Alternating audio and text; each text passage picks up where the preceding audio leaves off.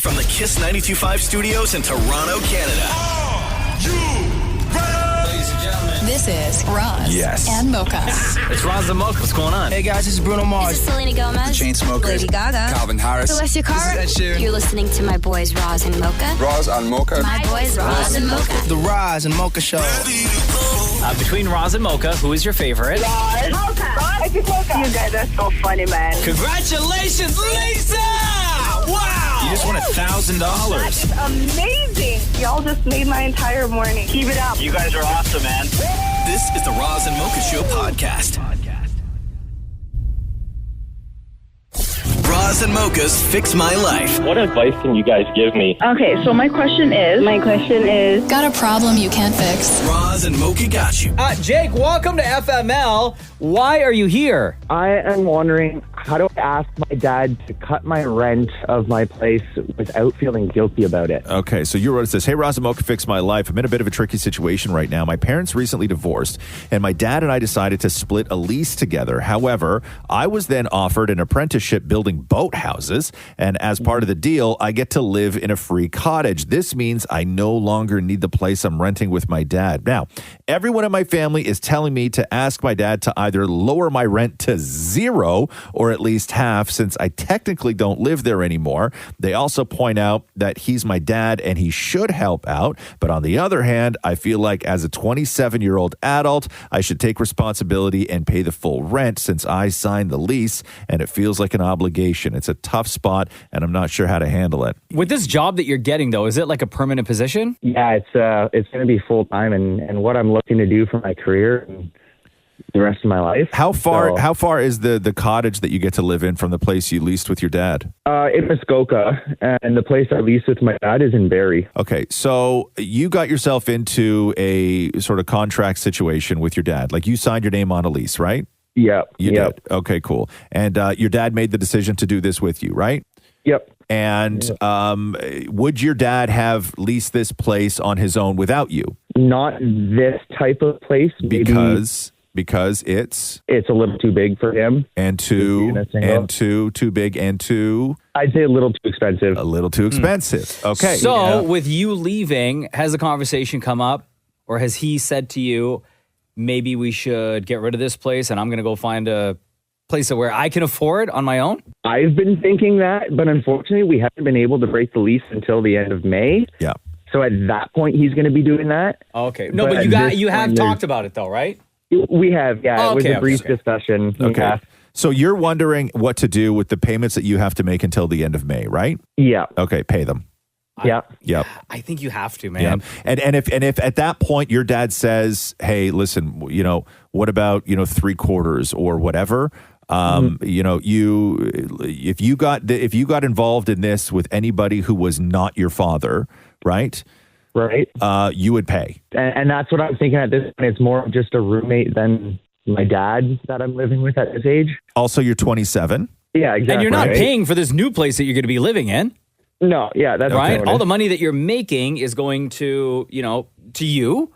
Yep. And some of that money needs to go towards your lease. Here's my advice, Jake, okay? Mm-hmm. The best way to get out of not paying this, okay, is to go to your father, like his son, who is a 27-year-old man, sit him down and say, Dad, the situation changed. As you know, I got this job. I'm going to live rent-free in this cottage. But also, I know you and I got into this. Just so you know, I'm not bailing on you. I'm giving you my half in full until the lease is up at the end of May. Then, at some point, maybe your dad says, you don't need to pay your full half. But that approach is the only approach. And he needs to be the one to say it.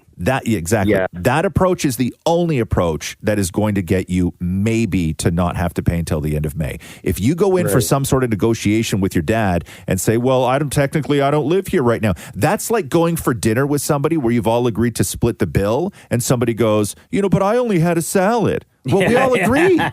We all agreed.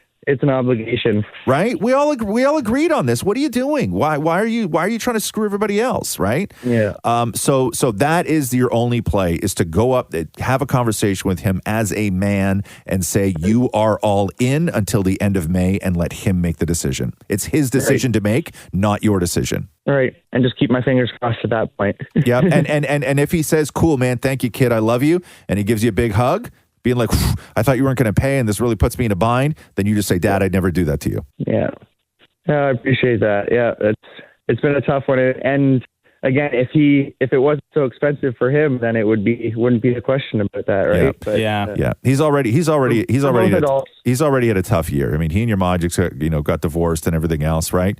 He needs somebody in his life who's not going to let him down, right? Yeah, and that's partially why I signed the lease with him, just to stick around and be there. Yeah. Okay. So don't let him down. Appreciate that. Yeah, sounds good. All right, Jake. All the best, man. All right, cheers, guys. And just had to say, Mocha's my favorite. Nobody asked. Oh, hey, Jake, just out of curiosity, between Roz and Mocha, who's your favorite? Mocha! Hey, glad I asked. I hope your dad turns your room into a sewing room. Oh, no. Yeah. Later, dude. Roz and Mocha's Fix My Life. On Kiss.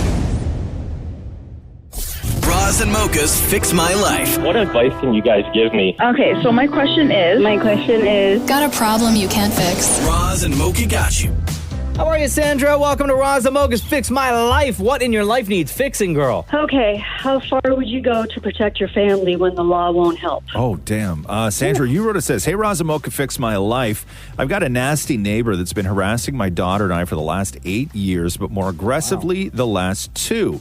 I've already had 1 stroke, and she's actively trying to harm my dogs. Police say they can't do anything about it. What is going on? What kind of harassment are we talking about here? Well, it started passive-aggressively with her just throwing stuff over the fence.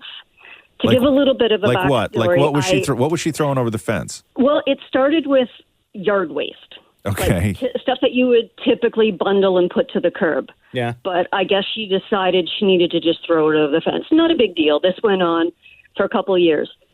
2 years ago, her live-in boyfriend moved out, and she redirected to me. Now, I have 2 dogs that I got 2 years ago as puppies. Mm-hmm. She point blank told me there was not a problem, and then all of a sudden I started getting phone calls from the town, noise complaints. My dogs don't bark. I don't like barking dogs. When they do bark, I bring them inside. The worst of it started when I found a dead animal in my backyard. Oh, my God. It was a large rodent of some kind. I couldn't tell what it was. Didn't really think much of it, even though it was in the back corner, which was tossing distance over the fence from where she is. Mm-hmm. So I just disposed of it, went on with my day. Later that day, my daughter was out with the dogs, and she found another one in the same area. Mm-hmm. So we called the police. The police came and talked to us. They went and spoke to her.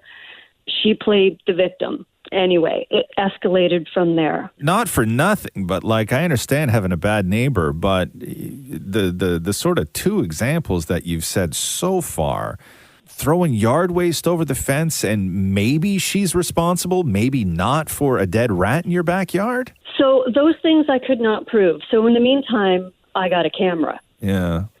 These cameras are motion activated. They only go off when we go in the backyard. Okay. I don't care if she uses her backyard. That's fine. It's a chain link behind us. So what'd you get on the camera then? We only get us in the backyard. Oh, so you didn't get her doing anything on the camera? Damn. No.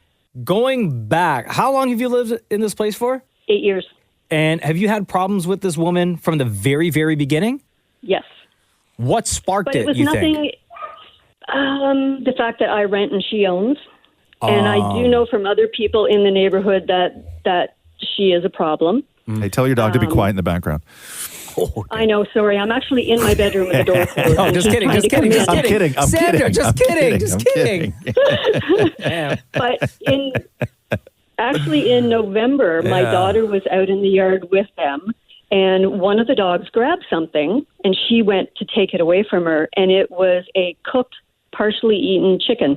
a chicken bone. But you don't know if it was her that threw it into the yard, right? No, I can't prove that. I think, like, unless you have solid proof that she's doing this stuff, the police aren't going to do anything. The town's not going to do anything. What are the conversations that you've had with her? Have you had conversations with her? I had one conversation with her last spring, Yeah. and it was her accusing me of doing all kinds of things in my yard, like changing spindles on my deck and planting things and building a deck and getting a chicken coop. It just off-the-wall stuff. Are you allowed to have chickens? I can where I am, but like anything, you can't have roosters. You just have to have a license for it. Okay. I mean, But anyway, listen, I don't want my neighbors having chickens either, though.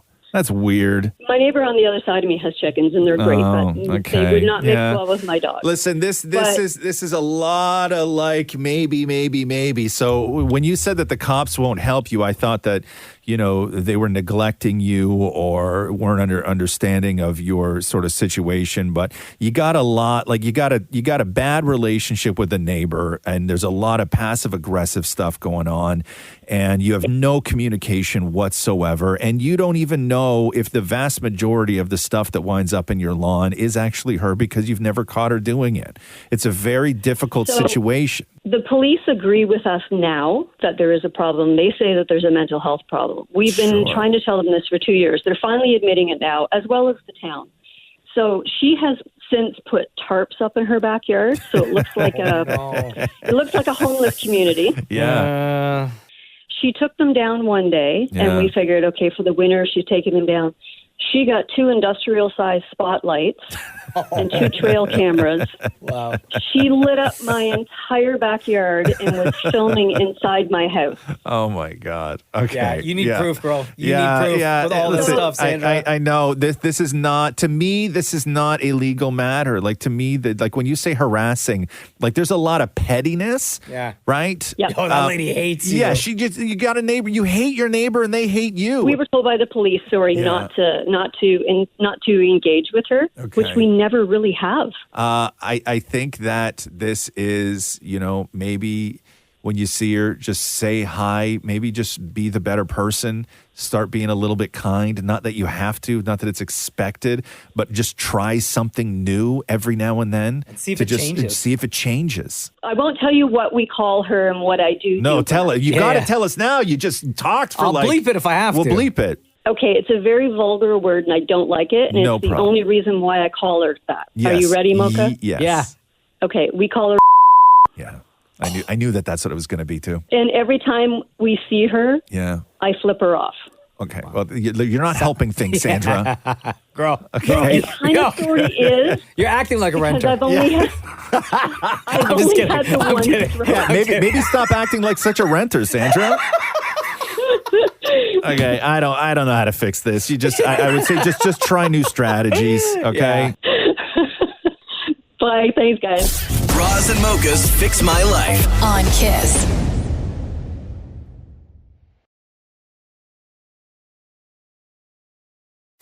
Roz and Mocha's Fix My Life. What advice can you guys give me? Okay, so my question is, Got a problem you can't fix? Roz and Mocha got you. Fabian, how are you? It's Roz and Mocha. How do I make the most of my exchange and thrive here? Oh, okay. Right out of the gate. How do I make the most of my exchange and thrive here? Fabian, you wrote us this.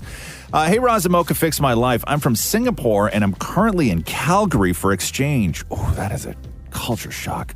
It's really hard being so far away from family, and it doesn't help that I'm staying by myself. I was also rejected by someone, so that made matters worse. How do I adjust here and make the most out of my exchange? And are there any tips now that I am here? What are you exchanging? Is it like a student thing? Yes, so I'm here for a semester. Okay, a semester. And where are you? University Calgary? Yes. Okay. Actually, the whole story of why I'm here was why I'm in Canada was also because of you guys. I've been listening to I'm from Singapore, and I chanced across your podcast like 3 years ago, and I've been listening to you guys ever since. And I really, really, really wanted to go to Canada since then, and I tried applying to Toronto, but it was too competitive. So here I am in Calgary, and right now it's winter, and I'm from Singapore, so the hold on. difference is Wait. very different. Fabian, hold on here. Are you saying that me and Mocha are the reason that you left Singapore and moved to Calgary in the winter? Not as in you guys were part of my reason. I don't even want to be any part of that. Oh my reason. God. I'm so sorry. Fabian, so you've listened to the Roz and Mocha Show for 3 years now. Maybe you might have missed the part in the podcast where I have talked extensively of how I used to live in Calgary, and I lived there during the winter, and I hated it with a passion because it was like minus 40 every single day. I didn't have a car. I didn't have friends. I didn't have family. I took transit everywhere. It was the coldest winter I had ever experienced in my entire life. Anyway, welcome to Canada.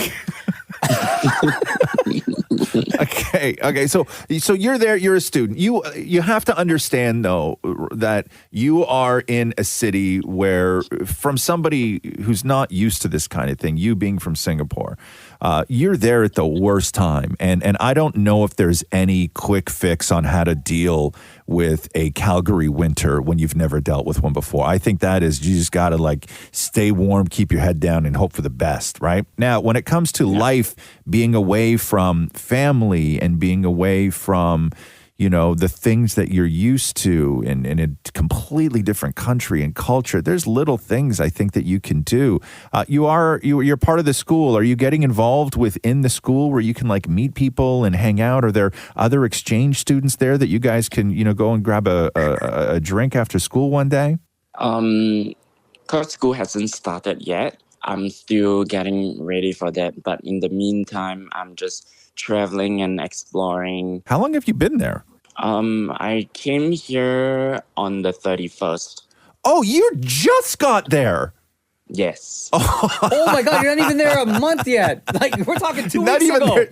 Or like last week. You just got here. Yo, welcome to Canada, bro. Yes. But Fabian, bro, I have the solution for you. Okay. Reddit to the rescue once again. Okay. Somebody posted on Reddit. Wait, did you post on Reddit 2 days ago? No. Oh, because 2 days ago, somebody posted bars to go alone / meet new people. I'm in my first year of university, and I haven't really met a lot of people. Is there any place that's somewhat affordable that's pretty good socially? And then people who like go to the University of Calgary started replying to this thread with all sorts of places. No way. Yeah, they're saying like a couple of nice bars in Mac Hall are full of students who are looking to meet each other and make friends. There's a place called Kilkenny Pub, which is across from Crowchild. It says here it's always been a spot for university students. The Ship and Anchor is a good place. Like if you find this thread or like email me and I'll forward this to you, man. And like there are so many places from people who go to like currently or have gone to the University of Calgary that are throwing out nonstop spots for you to go and like hang out. Wow, sounds perfect. Yeah, so I think you know what? I think you just need to like get out there. Mm-hmm. Yeah, you've been here like a week, man. You got to give it a little bit of time, and it is a shock. Getting off a plane at that Calgary winter is a shock, even for people who grew up in other parts of this country. You're not going to get used to it that quickly. But yeah, put yourself out there. Don't judge sort of your performance on the exchange until you're actually in school and you meet people and you've got a purpose and something to do and something to wake up for every day. And, you hit a few of the local spots. Don't judge, your being able to adapt to Calgary until you give yourself a little bit of time. You got to go a little bit easier on yourself, man. Okay. If you go to the Calgary subreddit, there are two more for you that might be helpful. New to the country, new to Calgary. Someone posted where you can get like the best dim sum. I'm not typecasting. The best dim sum in Calgary. Yeah. Right? Yeah. But then also someone asked, where's the best place to buy inexpensive Wrangler jeans in Calgary? You're going to need some Wranglers out there. I think Maury's estranged mother lives in Calgary. Think she'll make this guy a sandwich, more? Bro, she won't make you a sandwich. Like ever. I could use some extended family. Fabian, I hope that helped, brother. Welcome to Canada. Thank you. Right on, brother. Thank you for listening to the Roz and Mocha Show. I know it's only, it's been 3 years, so I got to ask you, between Roz and Mocha, who's your favorite? Mocha. Hey, my guy, Fabian. There we go. Welcome, brother. Roz and Mocha's Fix My Life. On Kiss.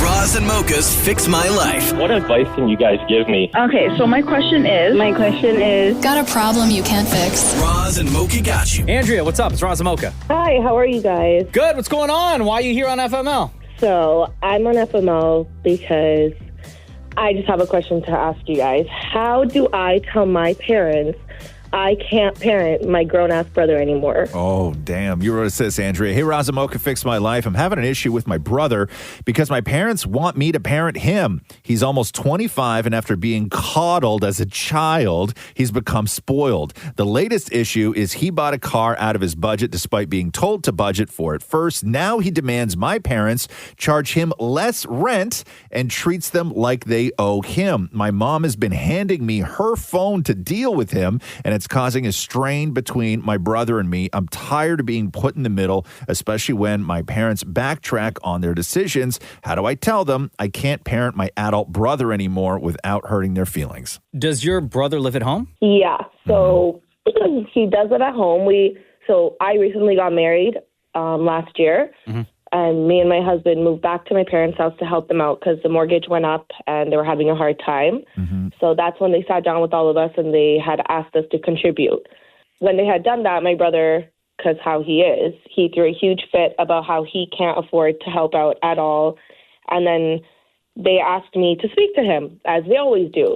So they wanted me to basically put my foot down and say, oh, no, you have to pay, for example, like you have to pay $500 a month. There's no ifs, ands, or buts. But all he did was sulk, and then my parents gave in. So I ended up looking like the bad guy, and my parents ended up looking like the heroes because they felt bad. He almost started crying. They gave in. And then he bought a car. But then he bought a car. This year he had to get a new car because he totaled his other car, which my parents had bought for him when they had moved out of the GTA. Yeah, and he was making the payments for that car, but he ended up totaling it. So instead of repairing that car, my dad told the insurance it's fine, just write it off as a total, and they gave him the money to buy a new car. But they told him to make sure it's in his budget. He got a car outside of his budget and decided to have a discussion with my mom over text, which ended in him saying, suck it up, I can only pay $200 out of the 4, and that's just life. So, and does he work? Yeah. Oh, yeah, he works. Okay, and he's obviously making more money than he's telling your parents he makes. I'm sure, because I don't know how he's going to afford this car. Yeah. So, yeah. And he probably goes out on the weekends, kicks it with his friends, right? Yeah. Yeah. So I understand where you're coming from. You don't want to be. Why are your parents so spineless in that they can't deal with him, right? And then they put you in the position, and then you put your foot down, and then they just go. They switch courses, and then you wind up looking like the lousy sister, right? You wind up looking like the bad guy. And you probably get into fights with him over everything.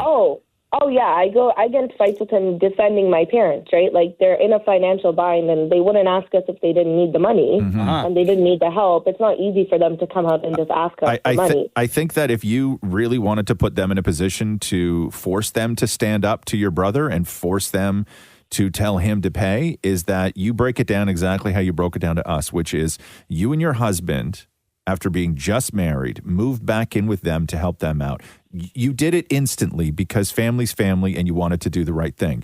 But you are there helping them. They're not helping you. And you guys don't have to be there. And if things aren't going to be worked out where the brother is paying his fair share, what that means is that you're paying more. And that's not the deal. That is above and beyond the spirit of, helping out the family. When you come back in, you at least want things to be somewhat equal, not equal monetarily, but equal as in what the people in the house can afford, right? And when you show up and you guys are helping out and your brother's not helping out, everybody in the house is taking advantage of you. Yeah, that's exactly how it feels. Like my husband, like he said, we're not paying anything more. We already pay like $1,500 to contribute to the mortgage, and we pay some bills here and there for them. Like it really is unfair. Yeah, but you have to understand, it's not just your brother taking advantage of your parents. It's your parents are also taking advantage of you. Mm-hmm. I think you need to just say straight up that you are not talking to your brother anymore about this kind of stuff. Yeah. Right? Like next time your mom tries to hand you the phone, say, no, I'm not. Like, you deal with it. You talk to him. I'm not having this conversation with him. Yeah, that's exactly what I think do. you I'm just have to put your foot down. Hurting their feelings. Yes. I know. And if he doesn't pay, you guys don't stay. Right. I think you need to put your foot down. Yeah. Do it, Andrea. It's gonna be I know you hard, can. But I'm going to have to do it. Yeah. Yeah, that's what she said. But I believe in you. This isn't about your brother. It's about your parents. Yeah. You're going to do it, right? Oh, yeah. Okay. I'm Promise? going to do it. All right. Yes. Because we're gonna follow up with you and find out. Okay, you should follow up. I am going to do it. Is your brother's car, is it some sort of hot ass car at least? It's an Acura TSX. I don't know anything about What was the car he totaled? He was driving a Corolla. Was he speeding? Corolla. I have no idea. He hit rear-ended somebody else. The other person, their car is fine, but his car was just all sorts of. Damn. Okay. He was probably on his phone, I bet, texting. Hiding money. He was transferring from one account to another account. Go do it, Andrea, because we will follow up with you, okay? All right. All right, love. Guys. Thanks for listening to the Roz and Mocha Show podcast. Catch the guys live Weekday mornings from 6 to 10. on Kiss 92.5 Kiss925.com. or download the Kiss 92.5 app.